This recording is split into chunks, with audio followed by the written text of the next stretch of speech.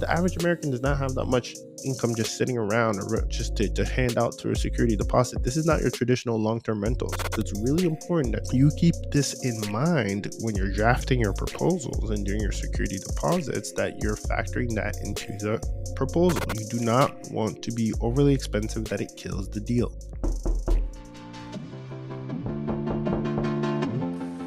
Who's this? Oh, you're an entrepreneur? Oh, you're a real estate investor. Oh, you're trying to learn from those who did it. Well, come into the lab then. Put your white coat on, gloves on, notepad, and let's build, y'all. Experiment Nation, my goal is to cover the 3 layers of defense that you need to have in your midterm rental asset to make sure it is fully protected with the goods that you have inside your home, so that when a guest checks out, you're ready to go, you are secured. And if there are damages that have incurred to the property, you have coverage. Now, there are 3 layers of defense, but I want to give you 2 bonuses as well, one on the front end and one on the back end. So why is this important? Midterm rentals, especially when working with displaced policyholders, especially when working with those who are working directly with an insurance company that's relocating a family due to an unforeseen event. That is the niche we go into. And behind that niche, we have the ability to protect ourselves just like any type of real estate. And I always like to say, offense wins games, but defense wins championships. And so you want to make sure that, yes, while we are playing offense, you are getting these cash flowing deals, these high contracts, these lucrative contracts that you've seen in my community. We've been able to get between my students and myself, and many people who are not part of our community who understand the temporary housing niche with a focus in insurance. There is money to be had. There is money to be made. But what happens when the guest checks out? These are still tenants, and tenants will do what tenants will do. One more time, tenants will do what tenants will do, which means that typically you may not, how you live is not how your tenant is going to live. How you treat your home is not how your tenant is going to treat the home. So what do we do to assure we have measures in place to protect ourselves on the exit? Or here's the bonus I want to start with that is very critical and important, and that sometimes often gets overlooked in this space. And that is the ability and the importance of having baked into your proposal, whether you're working directly with a family, which we do a lot of off platforms, we do a lot of contracts. So in our contracts, this is very key. This is very important. We bake in, to begin with, in our proposals, a monthly cleaning fee. Now, why is this important? Because we want to make sure that, keep in mind, the midterm rental insurance space starts with 1 month, but it can extend to 3, 4, 6, 9, sometimes even 12 months. And what we don't want to do is put ourselves in the exact same bucket and situation that the long-term rental investor deals with. The problem is they do not see their properties for a long period of time. And what tenants will typically do, if there is an issue, they may overlook it. And instead of being proactive, we now become reactive because some things such as mold, damage, leaks are not being reported, which then can actually damage your asset, your cash flowing asset, your income generating asset, which will then hinder the value of the asset or increase your expenses and or even possibly delay the turnover for the next guest for you to make the property, or the next tenant. We call them tenants because they're typically 30 days or more, but they're typically less than 12 months. So what we want to do is we want to bake in from the get-go a monthly cleaning fee into our proposal, not to be mistaken with the one-time fee, which we also have as typically on the high end. It could be $500, $450, but then you want a monthly cleaning fee, which is not the same amount, a little bit lower with respect to what you have to pay your cleaners. Don't ever charge less than you pay your cleaners. You should actually still be in profit. You should make profit off of that. So you want to make sure that you have that baked into your proposal, because what it does, it gives you access to the property to then be able to identify issues and rectify them, because your tenant, it might just not be important to them. I was actually just talking to a maintenance individual. He's been in the space for decades, and he's seen anything from tenants not even reporting gushing out, like not even a leak, like water gushing out, and be like, I gotta go to work.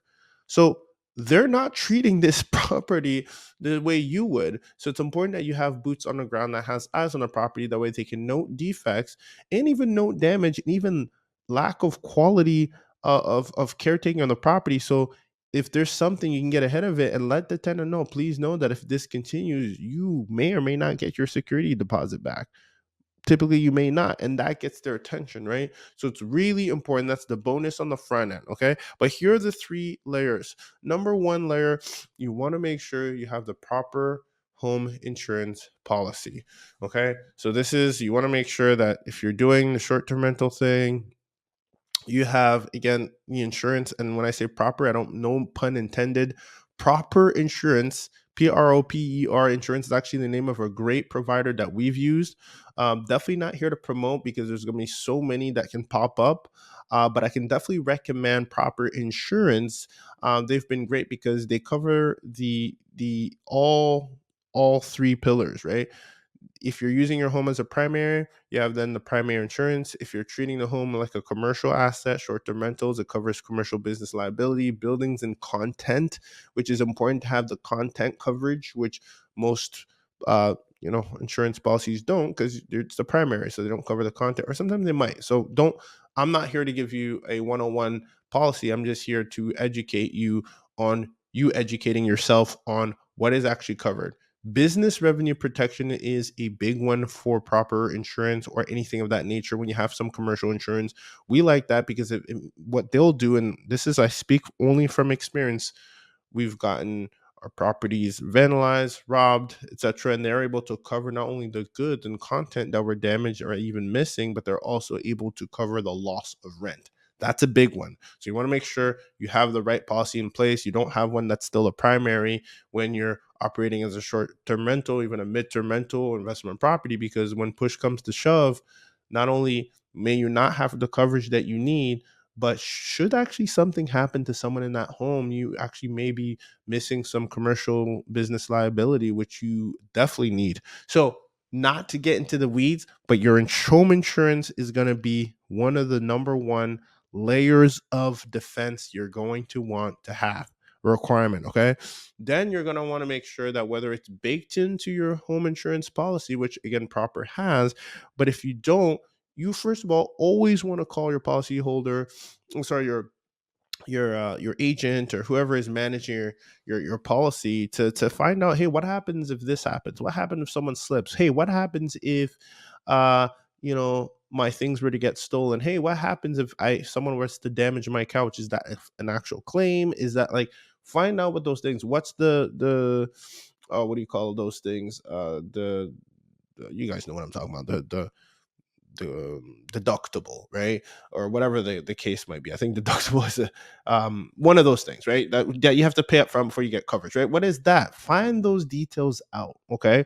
Some really important. Experiment Nation, you've heard the word MTR, midterm rentals, as it is currently a hot topic and hot commodity right now because, again, there has been an increase in short-term rental regulations, and there also has been, let's face it, a slowdown in what we were experiencing a couple years back when it comes to bookings. So with that said, short-term rental operators are looking for alternative solutions to tap into the midterm rental space. However, there is a sub niche of midterm rental insurance that I'm truly excited about, that I want to share with you, that the experience that we've had, the tremendous results we've been able to have, and that's the insurance midterm rental space, which is very different than your traditional midterm rentals. When you think of traditionally midterm rentals, you think of travel nurses. There is a space, midterm rental insurance space, that we've tapped in, where you need to be well connected with insurance and relocation specialists and companies and understand the right type of asset required for you to be able to help these families. What's really important that stands out the most, which you can get in what I'm about to offer you, is the understanding where to be found by these insurance companies, how to properly manage your calendar so that your listings are optimized so that they can find you, how to actually gain traction and build a relationship with these relocation insurance companies. I've put together an MTR insurance blueprint. That's double MT triple R insurance blueprint to cover these foundations after we've had success landing very large contracts on single family homes that literally 4x what we traditionally make in long-term rentals, and also gives us peace of mind because there's less turnover and 100% occupancy, because these contracts can start anywhere from 30 days to 3 months to 8 months and range anywhere from, again, we've landed anywhere from $8,000 to $9,000 a month in per month on a single family home property, which our mortgages are typically around the 2,400 range, which then gives you a large spread of anywhere from 4 to 6K net on just one property. And this is why it's very hot right now. But people who haven't been in the lab with individuals like myself, like Jesse Vasquez and Dr. Rachel Gainsborough and Noble Crawford, don't have the foundations and don't know exactly where to start. And therefore, this is why I'm giving you guys a blueprint, the MTRR insurance blueprint. Go to the website experimentrealestate.com and get yourself a blueprint to completely change, or at least have a plan B if you're a short-term rental operator looking to maximize your occupancy and profitability. We'll see you on the other side. So the second layer of defense is you're going to want to have some coverage that covers the building and content coverage. And like I said, sometimes your home insurance might have it, sometimes it might not. So we are starting to use Super Hog. Super Hog is a phenomenal. It will cover the damage. You want to have something that property damage is covered, right? So anything that's within, or the contents of the property, building and the contents of the property should have coverage in place. Okay, that's going to be very critical. So I don't like to quote prices or anything like that, terms, because terms can change, new vendors might pop, but essentially you want to make sure that you have some coverage for the content that's within the home, whether that's baked into the insurance company, the your home insurance policy. Great, just find those details out. If it's not, get a rider, get some additional items. The way I've had conversations is, hey, what would happen in this situation? I've specifically spoken to my insurance agent, and I say, can I get that in writing? Can you send me the page of the exhibit that covers this?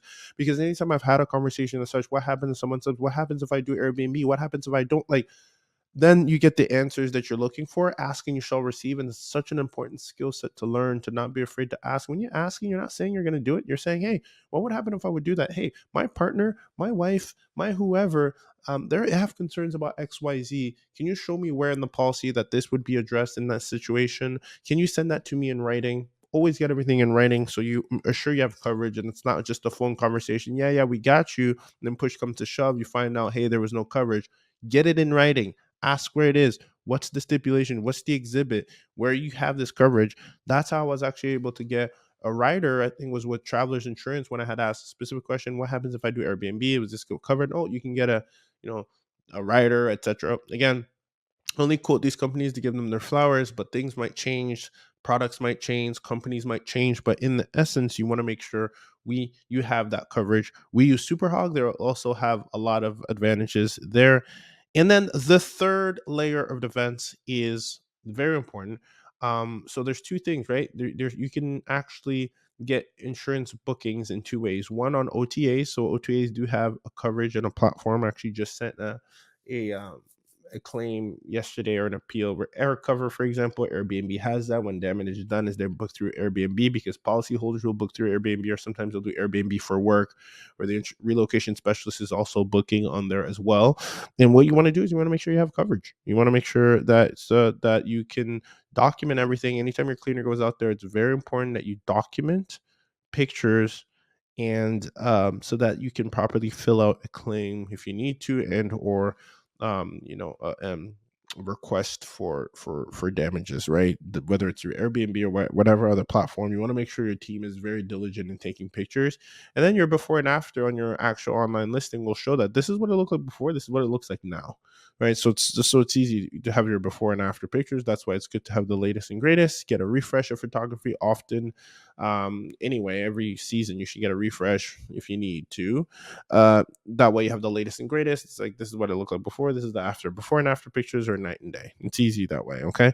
But the third layer of defense that you want to have, if you're not operating on OTAs, you're getting if you're crafting a contract, is you want to have a security deposit in place. Now keep in mind, this is kind of like the trick. This is very important. I told you guys I had a bonus for you, and I'm going to save the best for last. While you have a security deposit, it's important to keep in mind that anything that is a security, this is very important in the insurance space, anything that is in the security. So when I say insurance space, I mean that the policyholder is staying in your current home, and their insurance company is paying you directly. And typically it's not the insurance paying you directly, it's the insurance company paying a relocation company like CRS Temporary Housing, Alacrity Solutions, Ailey Solutions. Those are the kind of companies that they work with to find housing. That company, that temporary relocation company, is paying you. When you are drafting your proposal, it's really important that you make very clear how much the security deposit is. You don't want your security deposit to be too expensive that the homeowner won't be able to afford it, which means that the deal breaks, right? What you want to do instead is offset that security deposit on the insurance company, aka relocation company, that's paying on behalf of the insurance company, because um, the security deposit, anything with the word security, anything that is a refundable fee. One more time for the people in the back. Anything that is a refundable fee, such as a security deposit, think pet security, think security deposit for rental. Anything that is a refundable security has to be paid by the tenant, which means that if you try something slick like $5,000 security, some people don't have $5,000 security to $5,000 to put on a security, let alone when they've just been displaced for their home and they're dealing with a lot of expenses, different lifestyle costs, etc. The average American does not have that much, income just sitting around, or just to hand out to a security deposit. This is not your traditional long-term rentals. So it's really important that you keep this in mind when you're drafting your proposals and doing your security deposits, that you're factoring that into the proposal. You do not want to be overly expensive that it kills the deal.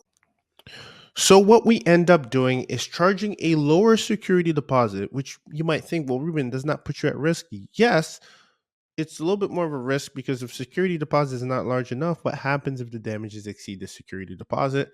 This is where this clause comes in that we add in the contract stipulations, where we say that should the damages exceed the security deposit, the tenant will be liable to cover the difference. And sometimes we even try to get in there, tenant and or relocation company will need to cover the gap.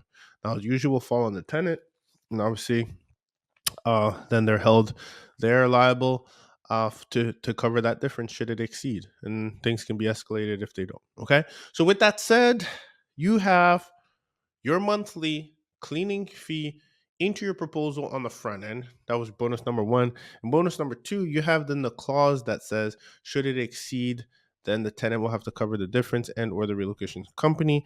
And then of course you have your three layers. Layer number one, you want to make sure you have a home insurance policy that has great coverage. Number two, you want to make sure that has the contents. You have coverage of the damage coverage of the content within the home. And number three, you have a security deposit. And then the last bonus, you want to make sure that if you're going to do this, this is where we still need some work, right? Again, you get to evolve your business, build the right building blocks. Then you got asset protection. For asset protection, there are some experts in the space. There are some that I haven't worked with personally, so I always like to make that disclaimer. But I know that the STR Law guys, strlawguys.com, these guys have been engaged with a lot of folks in our community and are great for asset protection. Once you have asset protection and all the below, and you're doing a midterm rental insurance play, you are now, again, you have reduced the risk, because that's the best thing they can do as an operator, so that you have the layers of defense and foundation in place to run your play. And the next time we'll cover what you need to do to get ready to prepare yourself for a turnover. But with that said, I want to bring to you the three layers with a few bonuses. And if you're listening to this on the pod, and you want to get this level of insight, if you're watching this on YouTube, wherever you're consuming this form of content, this is just a layer or a slither of the information that you can get if you are in one of my education platforms, programs, I should say, where we just get into the weeds of strategy, because it's the things that you don't know that could cost you money on the back end or money on the front end. And my whole thing is about being proactive instead of being reactive, especially when it comes to closing these contracts with these insurance companies. It is a relationship based game, and there's a lot of strategy involved. So if you're looking to work with me, make sure you check out experimentrealestate.com/submit. And someone, whether it's me or someone on my team, will make sure that you get a session scheduled if it's a good fit, so we can see which program is best for you, nationwide, of course. With that said, experimentation, we are here back in the lab with Ruben Kanya. And now I am out. Experimentation, I believe there are two critical components that will help you achieve your goals very quickly and succeed. Number one, it's information like this that you received on a show, in an episode, and content that you can find on my YouTube channel or anybody's channel. And then there's a community. And the way we've been able to expedite our process, the way people in our community, people that we consult, mastermind members, whoever, they get the information on an episode like this, but then they also have the support, whether it's me guiding them or being guided through a community. There is an opportunity for you listening to be able to expedite your process or even expedite your results that you're seeking by being in part of the community. If that is what you're interested in, we at Experiment Nation happen to have a community devoted to helping maximize your occupancy and your profitability altogether, regardless of which market that you are in. And for that reason, you have an opportunity where you can go to experimentrealestate.com/submit if you're looking to work in an environment that can help you prosper faster. Call out any areas that you might not be familiar in, especially the blind spots. That's where a guide comes in hand, and I would be a pleasure and honor to be your guide.